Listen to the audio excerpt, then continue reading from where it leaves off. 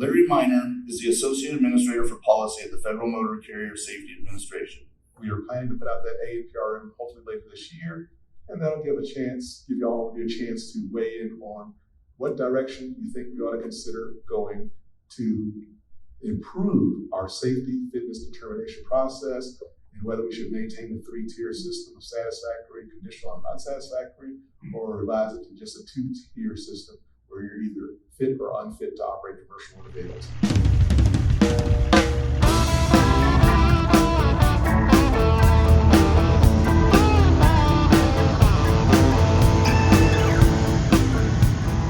Fit or unfit? That's what many small fleets in particular have been calling for years. But so very many have sat in that conditional limbo, some even for decades, after an adverse review. And despite efforts to improve and difficulty getting FMCSA out to their site to do the only thing that can result in a satisfactory rating in today's system, that's a fully comprehensive on-site audit generally, though there have been limited exceptions to that rule, particularly during the pandemic. We're going to hear more from Larry Miner from his talk at the Specialized Transportation Symposium earlier this month to specialized carrier attendees. We're hearing more from FMCSA here at MATS too, Louisville, Kentucky. But interestingly, their regulatory update session yesterday at the show didn't bring up the same attention to address the safety rating regime. I guess they think owner-operators really could care less about ratings and how they're conducted. I think I can assure them they're off the mark there. While few are likely to ever be rated, the same business issues that arise for small carriers from conditional rating, difficulty doing business with many brokers, to name one, it hits them equally, with perhaps even less ability to get the feds back out to their place of business for that follow-up audit to potentially move them back to the satisfactory category. I'm Todd Dills, your host as usual for this edition of Overdrive Radio for Friday, March 31st. Time for creation of the stories and podcasts and everything we do here at Overdrive has been short, pretty typical of MATS. It's so big, we all spend most of our time gathering, doing interviews, witnessing the various comings and goings, and so much that doesn't ever see the light of day on our website until much later. Given that, I'd edited much of Miner's presentation from the early March symposium ahead of time to be able to bring this one to you today. But it's not all month-old regs content here. We'll drop in for a bit of fun, too, with Rob Howes, Executive Vice President and Chief Testing Officer of the company that bears his last name. Overdrive Radio sponsor Howes, of course. A bit more lengthy talk over interesting results of a Howes company survey we'll visit in a later podcast. But Rob filled us in for this one on just what's happening for the company here at MATS. Likewise, plans for the next Howes Hall of Fame announcement. You can hear my interview with owner-operator Angelique Temple, the last member inducted into the Hall of Fame, in the December 9th, 2022 edition. Find it at overdriveonline.com/overdrive-radio. As for that possible safety rating change, here's what Larry Miner had to say about it in full at the Specialized Carrier Symposium. And safety fitness determination, or safety fitness, that's where we get into the distinction between satisfactory, conditional, and unsatisfactory. Note that this is separate from the recent notice that we saw concerning the safety measurement system, and that's the CSA program and the alerts for the high-risk carriers and those SMS scores. So this is separate. This is actually getting at the regulatory provision and into how we actually do the ratings for carriers. So we are planning to put out that APRM hopefully later this year, and that'll give you all a chance to weigh in on what direction you think we ought to consider going to improve our safety fitness determination process, and whether we should maintain the 3-tier system of satisfactory, conditional, and unsatisfactory, or revise it to just a 2-tier system where you're either fit or unfit to operate commercial motor vehicles. So we invite you to comment on that when that advance notice of proposed rulemaking is published later this year. I do imagine that would be somewhat welcome news for many here, depending on the specifics, of course.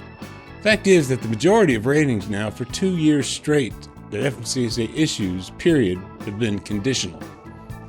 Satisfactory ratings are few and far between, and changes to what's required to issue a satisfactory rating would likely be in the conversation around this rulemaking. Time will tell. We'll hear from Miner also about the DOT's National Roadway Safety Strategy and FMCSA's place within it, about how the entry-level driver training program is going, about getting that program more effectively interoperable with state licensing agencies, about the late fall ELD regs questions asked, about the notion of universal electronic IDs for every truck out there, asked for by CVSA, and speed limiters, of course. There's another change upcoming with regard to the Drug and Alcohol Positive Test Results Clearinghouse, too, that will require state agencies to downgrade driver CDLs if they're found in prohibited status with the test popping there.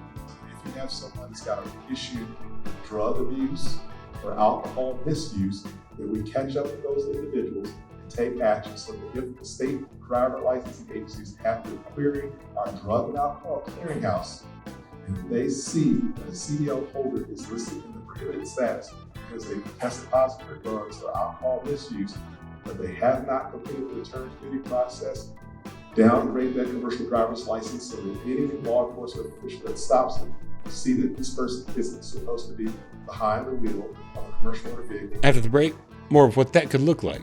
Here's a message from Overdrive Radio's sponsor, House. Every diesel needs to defend against clogged injectors, low lubricity, and slipping fuel economy. The best defense is the best defender. House Diesel Defender with advanced IDX4 detergent. Get a deeper clean, maximum lubricity, and boosted fuel economy. Guaranteed. House Diesel Defender. Get optimal performance.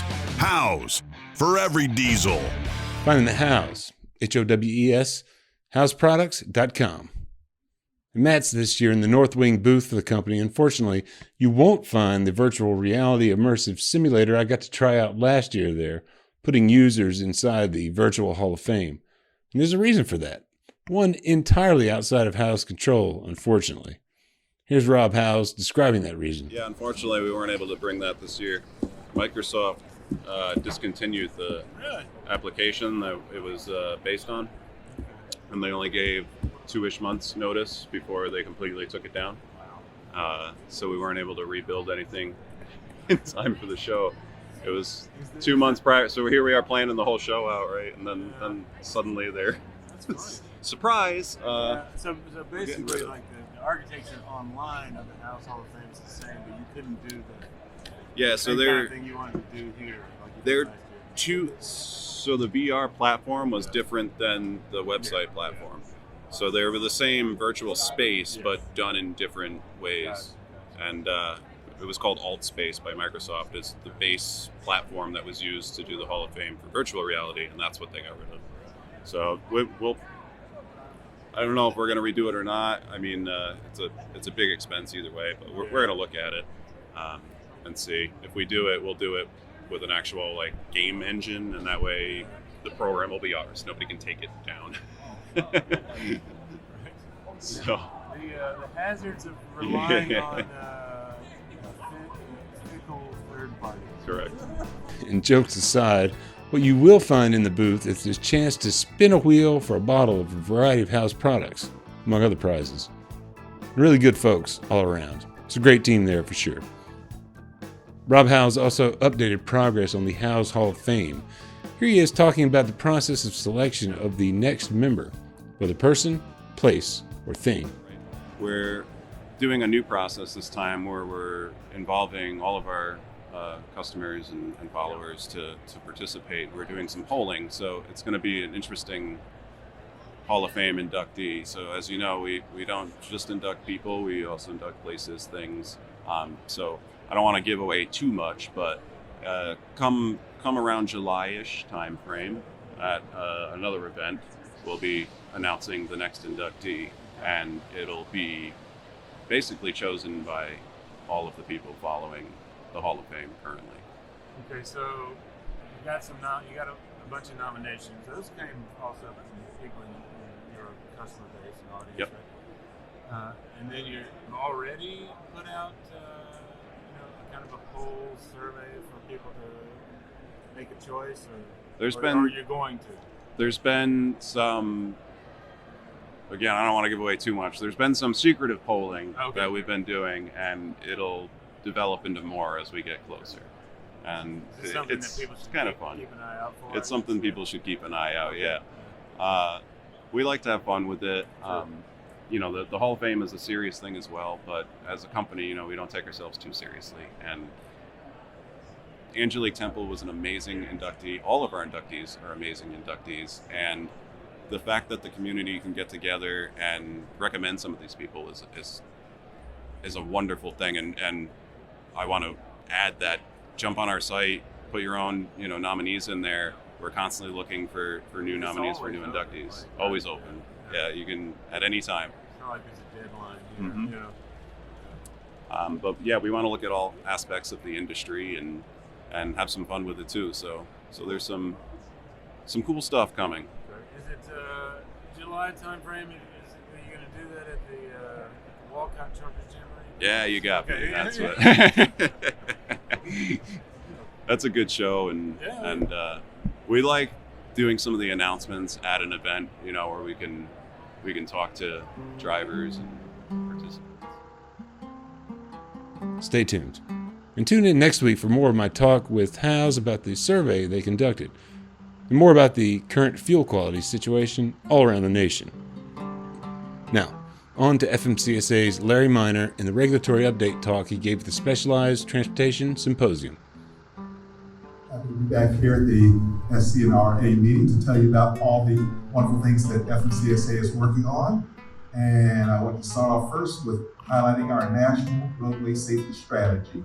One of the first things that the Secretary of Transportation did when he came on board back in 2021 was to really focus the public spotlight on the highway safety crisis that we're facing as a nation, where the number of fatalities has been increasing year after year for the past 10 years, and we definitely need to focus the spotlight on that and see what can we at the DOT do about it, especially working with our stakeholders to work together, state agencies, industry. What can we do to turn those numbers around and get it in the right direction? So we did roll out the National Roadway Safety Strategy in 2021, and we just celebrated the first year anniversary of the National Roadway Safety Strategy. And I invite you to visit our website to see more about that. You'll learn more about the highway safety problem that we're facing, see the data that we've been looking at. You can learn about the safe system approach that we're using at the DOT to try to get everyone focused on the highway safety problem. And you can see how our work at the DOT is really zeroing in on the roadway safety problem that we're facing. And just to give you an idea of the data that we've been looking at that really shocked us, you'll see that from that 10-year period, 2011 to 2020, more than 350,000 roadway fatalities. And it doesn't usually get a lot of attention because it's one or two fatalities at a time and it's spread all over the nation, so it doesn't really resonate with people. But when you step back and you look at that national data year after year, and over a 10-year period, those numbers are quite alarming, more than 350,000 fatalities over that 10-year period. And we've made a commitment that we want to drive that number down as quickly as possible, with our ultimate goal being zero roadway fatalities. Some of you probably remember a number of years ago, we focused on the terminology that we stopped referring to all these incidents as accidents, and we started calling them crashes. We call them crashes because we believe each one of these incidents is avoidable. So when we look at that 354,000, we think that should have been zero. These are things that just didn't have to happen. And when you look at the layers of complexity to all the things that led to that crash, there are things that could have been done to prevent it. So that's why we call them crashes. And we're looking at these fatalities and realize something's got to change. And just focusing on the large truck piece of that, you can see how those numbers have been going up. So that's why we're definitely committed to getting out to talking to the industry groups and working with the state agencies to make sure that we work on that heavy truck piece and turn that number around, because that's the part that FMCSA is responsible for. And the safe system approach that I mentioned earlier, we're looking at safer people. What are the things we need to do with the drivers and the roadway users when they're out there, the pedestrians, the cyclists, the truck drivers, the car drivers? What are the things we need to do to influence driver behavior when they're behind the wheel, when they're out there on the roadway, dealing with folks that drink and drive, folks that are driving under the influence of drugs, folks that are speeding, what are the driver behavior things that we need to focus on to turn that around? Safer vehicles, what are some of the technologies that we can consider as far as requiring commercial motor vehicles and other motor vehicles to help reduce the likelihood of a crash, whether that's automatic emergency braking or other technologies? Looking at safer speeds, how do we get roadway users to slow down a bit and obey the posted speed limits? And also doing a deeper dive in those posted speed limits. What are the analyses that go into setting the speed limits so that when motorists are using the roadway, they're confident that the speed limit sign that they're looking at, that is the appropriate speed that people should be driving, and they shouldn't go 10, 20, 30 miles over that posted speed limit. So looking at safer speeds, safer roads. What are some of the infrastructure things that we need to consider as far as our roadways? Do we need bicycle lanes when we're in the cities? What are some of the infrastructure things that we need to consider to improve roadway safety? Post-crash care. Now that's a very important issue when you get to some of the rural areas in the country, because it's not the actual crash that may have killed someone, the actual impact at the moment. It was the delay in getting the first responders out there and then getting the person transported back to an emergency center. So in those rural areas, you may have some incredible time gaps there between the crash happening and getting the first responder out there to the scene to get the person transported for some primary care. So that we're looking at that. So that's our safe system approach and the different areas that we're focusing our work on at the DOT, and also the areas that we're working with our state partners and the industry and other associations to try to focus on how we can get those numbers down. And a couple of the action items that we have listed for FMCSA in that national roadway safety strategy: CDL holders, traffic violations. So that if you have a CDL holder and they commit an offense in a state other than where they live, making sure the state that cited them for those things and where the conviction took place, transmit that information back to the state of domicile so that the state driver licensing agency that issued that CDL will receive the information and take the appropriate driver licensing action against that person. So transmitting that information electronically rather than mailing it or faxing it and then having paper sit in the back office at the state driver licensing agency, get that information onto the driving record as soon as possible so that if we have someone that has a track record of just really unsafe driving behaviors, get the information onto their driving record and take action against that CDL holder. So get the unsafe CDL holders to correct their behaviors and get off the road until they get their act together. So that's something that's going to take effect in 2024 because we allow the states 3 years from the time that we issued the rule, and we're looking forward to that. CDL holders with drug and alcohol violations. That's another important area that we're focusing on in the National Roadway Safety Strategy, so that if you have someone that's got an issue with drug abuse or alcohol misuse, that we catch up with those individuals and take action so that if the state driver licensing agencies have to query our drug and alcohol clearinghouse, and that they see that a CDL holder is listed in the prohibited status because they tested positive for drugs or alcohol misuse, but they have not completed the return to duty process, downgrade that commercial driver's license so that any law enforcement official that stops them will see that this person isn't supposed to be behind the wheel of a commercial motor vehicle because they've got something on their record from the Drug and Alcohol Clearinghouse. So those are two of the highlight areas that we focus on in our National Roadway Safety Strategy. And just to give you an idea of how important it is to get at the drug and alcohol issue, these are some of the numbers from the first 3 years of our Drug and Alcohol Clearinghouse. Now keep in mind that we've had drug and alcohol testing regulations for more than 20 years, so that all the CDL holders should have been aware of that and should have been aware of the importance of not letting themselves get caught for drug violations or alcohol misuse. In the 3 years that we've stood up that clearinghouse, we've caught more than 166,000 commercial driver's license holders that have one or more violations in our clearinghouse. That's a staggering number. We always knew that the number would be greater than zero once we launched that clearinghouse, but we never thought that we'd get to 166,000 commercial driver's license holders that still didn't realize the importance of not allowing themselves to get caught using drugs or alcohol misuse. And out of that 166,000, more than 120,000 of them are listed in the prohibited status. That means they got caught and they still have not completed the department's return to duty process to resume their careers. More than 120,000 CDL holders sidelined because they haven't completed the process. More than 91,000 haven't even started the return to duty process. They haven't had the conversation with the substance abuse professional, so they're not even trying, they're just out. And then you've only got 45,000 out of that 166,000 that have completed the process to get back to work.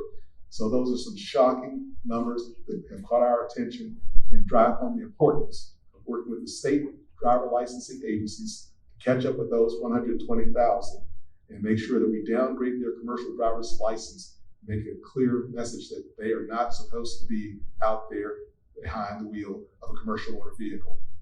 And one of the things that's really alarming that each of these drivers fail to realize that once your name goes into that clearinghouse, you'll be visible to all employers that query the clearinghouse for 5 years from the time they complete the return to duty process. So that means for 5 years, you've got a black mark by your name that you've tested positive, so that when employers query that clearinghouse, they will see it for 5 years from the time you complete the return to duty process. And for the drivers that don't complete the return to duty process, it's just going to sit there forever and ever and ever, so that any employer that queries it, they will see that you've got a problem that popped up in our clearinghouse. So that's why we're really focusing on drugs and alcohol, because the numbers are just quite alarming. And we actually have a public-facing tracking dashboard so that any of you can visit the department's National Roadway Safety Strategy website, and you can see all the action items from all the agencies at DOT that are working on roadway safety. So that's FMCSA's action items, the National Highway Traffic Safety Administration's action items, the Federal Highway Administration, Federal Transit Administration, all the agencies that have some responsibility for roadway safety. We've got a dashboard so that you can see our action items and see how we're doing as far as implementing those action items. So I invite you to visit our National Roadway Safety Strategy website to learn more about the program. And the next topic I wanted to talk about is entry-level driver training. We've now passed the 1-year mark since we implemented the entry-level driver training program requirements. And this is one of the programs that we're really excited about, because with this rulemaking, we didn't do our DC special where a bunch of experts in Washington make up something, put a rule on the books, and then we just go out there and enforce it. This is one that we developed for a negotiated rulemaking process where we had a series of meetings with stakeholders representing different segments of the industry. And we sat down in hotel conference rooms and we figured out what would a reasonable, thoughtful, meaningful rule look like on entry-level driver training. So this is the benefit or the product of a negotiated rulemaking where we didn't just make it up on our own, but we reached out to the experts out there in the industry to sit down and figure out what should the regulatory requirements look like to implement the statutory mandate that we do entry-level driver training. And this program covers all the people who are trying to get their commercial driver's license, the Class A or Class B CDL for the first time, or people trying to upgrade from the Class B to the Class A, and folks trying to get the passenger or the hazmat or the school bus endorsement. So all of those folks have to go through the new entry-level driver training program requirements. And with the rules, we set the minimum standards for the curricula that's being used by these CDL training providers. We cover the minimum qualifications for the instructors, both the classroom or theory instructors and the behind-the-wheel instructors. And we also cover the facilities to make sure that they've got the appropriate training facilities and the appropriate vehicles for doing commercial driver's license training. And we also cover the state licensing requirements, so that if the training provider is operating in a jurisdiction that has requirements for CDL trainers, then they have to self-certify that they also meet the applicable state requirements for entry-level driver training. So it's a very robust program that we worked out with the industry, the state licensing agencies, and others, and so far things seem to be going well. So that as of February 7th, 2022, we've had that up and running, and what's going to happen is that once the students finish the training from a training provider that's on our registry, The training provider would upload the information to FMCSA electronically, and then the state driver licensing agency will verify that in our IT system prior to administering the CDL skills test. So it's been working for us very well, that there has been no problems with it so far. So it hasn't caused any delays in folks trying to get their CDLs because of the electronic transmission of the training certificates to FMCSA, and then the state's accessing it electronically.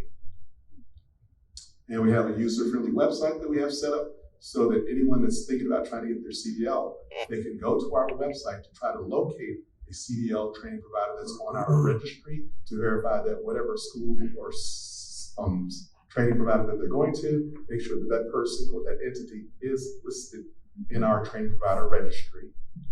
And we got a nice search engine there so they can locate them by zip code and see who's out there, and they can make the distinction between the training institutions or organizations that are part of a trucking operation that only trains people that are going to be working for that trucking operation versus the training providers that are just out there training anyone that's trying to get a CDL so they can do the search appropriately to see what's available in their area. And just to give you an idea of the numbers so far, that we've got more than 25,000 training locations out there, and that's a breakdown for the in-person training providers that are doing the classroom and the behind the wheel. And we also have the flexibility in this program for online training to cover the classroom or theory part of it. So that for the smaller training providers, if you're running a small business and you're just training 1 or 2 folks a year, you can focus on the behind the wheel part of the training and let the student take the online part to cover a lot of the classroom or theory discussion. So those are some of the numbers for the first full year of operation of our entry-level driver training program. And now the part that you've all been waiting for, what's FMCSA planning to do to you in the next year or two? The advance notice of proposed rulemaking concerning electronic logging devices. So we have the requirement in place for a couple of years now, mandating the use of electronic logging devices for those drivers that are required to prepare records of duty status. And we put out an advance notice of proposed rulemaking asking a series of questions, primarily about the technical specifications for electronic logging devices. Because now that we've got that experience under our belt, we've heard from some of the ELD manufacturers and some of the fleets about some of the technical complexities that they've discovered with the systems. So this is a notice where we're asking a series of questions about tweaks and adjustments to the technical specifications for electronic logging devices. And not only that, of course, as regular readers will remember from that information collection request last year, FMCSA also flagged that they were considering whether the pre-2000 engine exemption to the ELD mandate should apply to newer gliders with remanned older engines, as it does today, or not. Larry Minor glossed over that here, of course, though questions about the technical specifications, as he put it, does, I suppose, cover the questions specifically related to newer gliders, having to do with whether the control modules in those units could handle ELD's data requirements. Next in the round, another advanced notice of proposed rulemaking that most owner-operators were none too happy about, and in some views pretty well redundant with the in-place ELD mandate in some ways. Electronic identification of commercial motor vehicles. This is a response to a petition for rulemaking that we received from the Commercial Vehicle Safety Alliance. So this is an ANPRM where we're asking questions.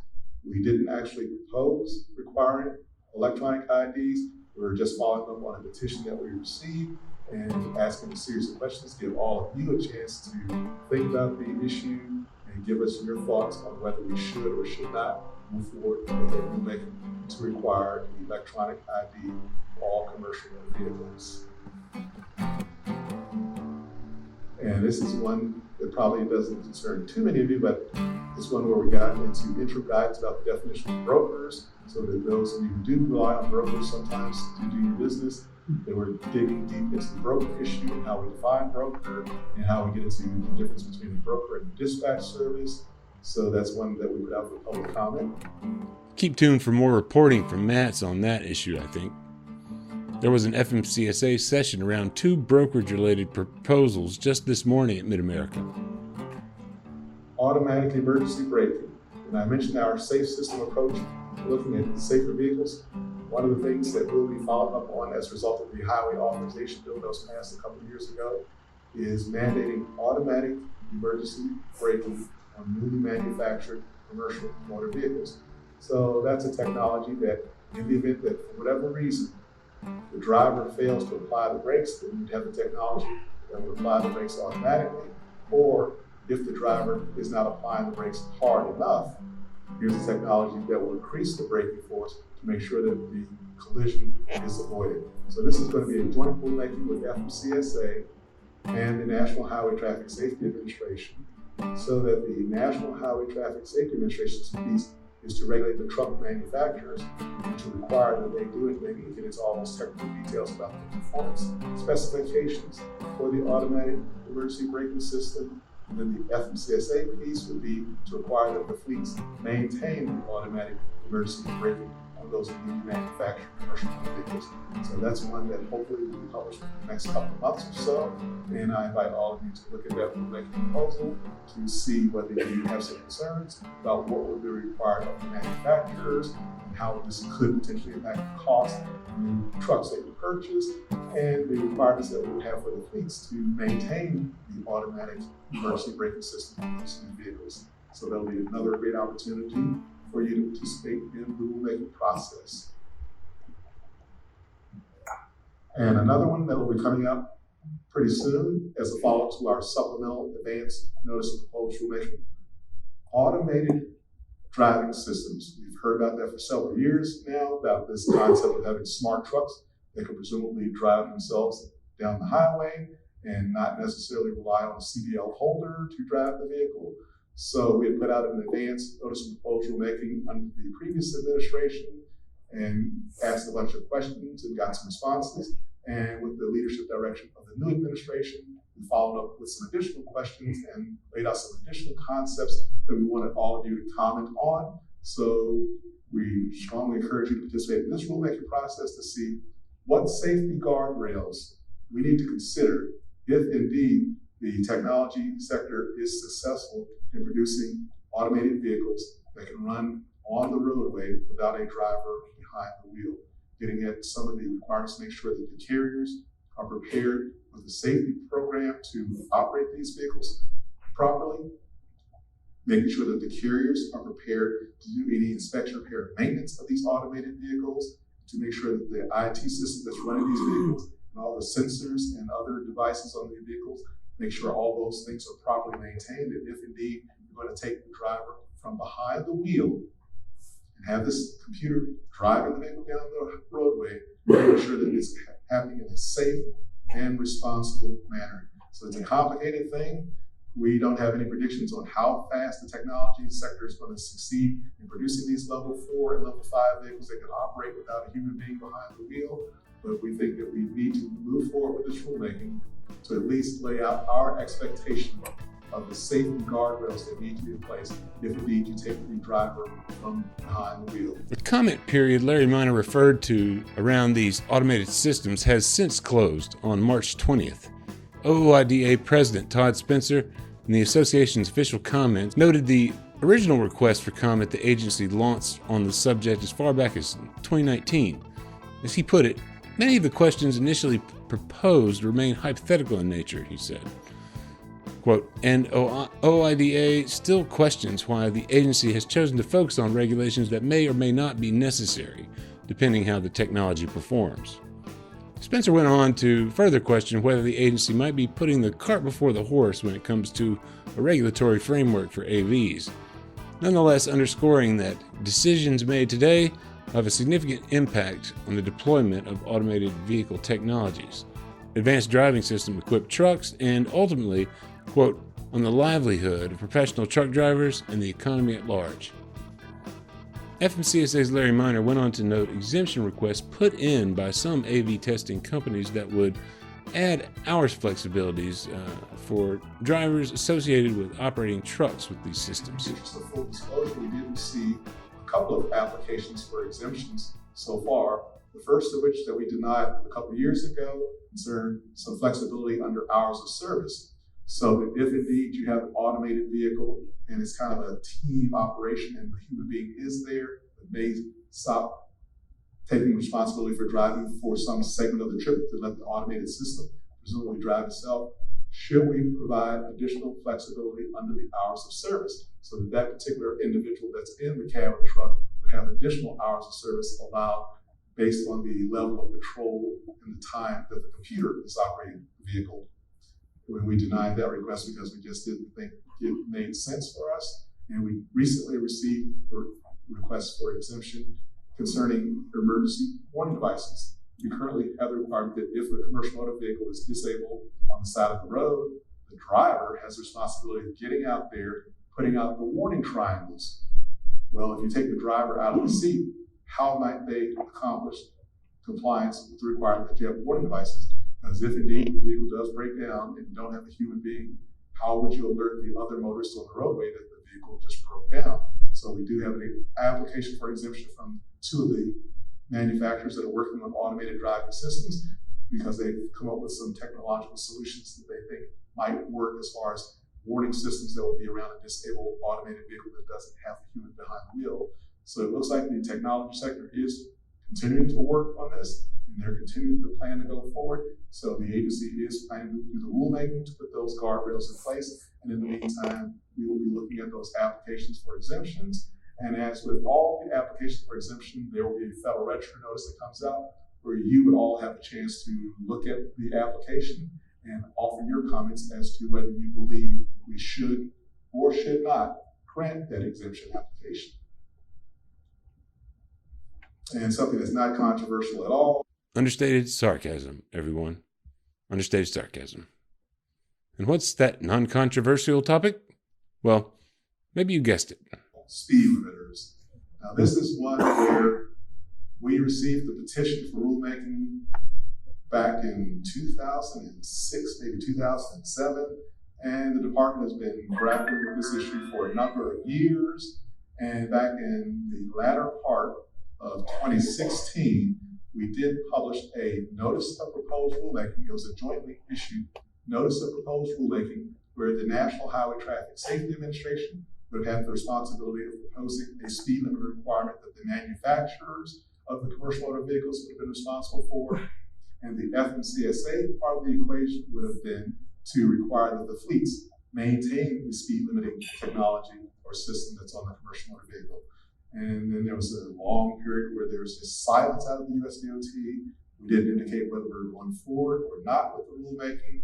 So we did put out we got new terminology for these things that we had never published before, an advanced supplemental notice of proposed rulemaking, indicating that it is our plan to try to go forward with a new carrier-based notice of proposed rulemaking, where we would presumably require the motor carriers operating the commercial motor vehicles to go in and have the ECU on those commercial motor vehicles set at a speed to be determined through the rulemaking process. So we are indeed planning to move forward with the rulemaking proposal on speed limiters for commercial motor vehicles. And rather than the manufacturer-based approach that we had put out there in the latter part of 2016, we are looking at a carrier-based approach now. So things are happening with speed limiters, and we have a team cranking out that supplemental notice of proposed rulemaking as I speak, so that hopefully later this year you will see that supplemental notice of proposed rulemaking. Or hopefully not, in the views of many readers here, I know. And I assure you that sentiment was also on offer at the meeting of the specialized carriers where Larry Minor was speaking. And you'll also see our estimates for what we believe the safety benefits would be for that speed limiter rulemaking, and all the estimates for putting a dollar amount on those safety benefits and saying how many lives we think we save. And you'll have a chance to weigh in as to, do you think it's actually feasible to do what we're proposing? What's it going to cost you? How's it going to impact your fleet operations? So this will be your time to participate in the rulemaking process and give us your feedback on the speed limiter issue that just won't go away. Because as I pointed out, we started this discussion in this debate back in 2006, and here we are a number of years later still talking about it. So it's one of those issues that just won't go away, and we're looking forward to getting your feedback as we conduct that supplemental notice of proposed rulemaking. That's a wrap for today's podcast. Like I said earlier, be on the lookout in the coming days for reports from FMCSA's listening session around the broker regs and more. And stay tuned next week for more from my talk with Rob Howes about a big customer network survey they put together examining why different people use their treatment products. Among interesting findings, how many do in fact treat their fuel all year round? You? If so or if not, why? Answer that for me on our podcast message line at 615-852-8530. Leave your name and mailing information, and I'll send you a bottle of Diesel Defender and Hal's multi-purpose alcohol-free penetrating oil. That's 615-852-8530. Otherwise, look forward to more from Matt's here in the coming weeks. Overdrive Radio is a production of Overdrive, the voice of the American trucker. It's edited and produced by me, Todd Dills, with the acoustic guitar and other support of trucker-songwriter Long Haul Paul Marhofer.